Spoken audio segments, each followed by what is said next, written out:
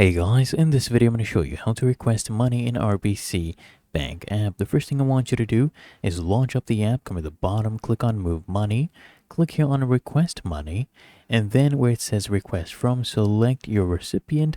So select this one right here. Of course, you can add a new one by clicking on Add. We'll choose this one, enter the amount, let's say it is $500, click on Done, and then you choose the account you will be depositing it into. So come here, choose our checking account, and then you click on OK. You can of course enter an invoice number if it is for an invoice. This is completely optional.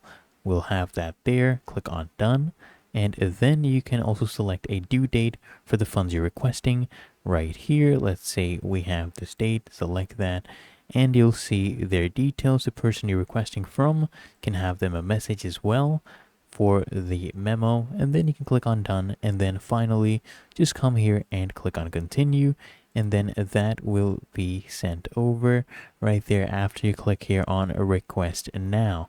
So as you can see right here, the money has been requested and you're basically done. Really that easy. If you found this helpful, make sure you smash that like button and subscribe to the channel. Really helps me out.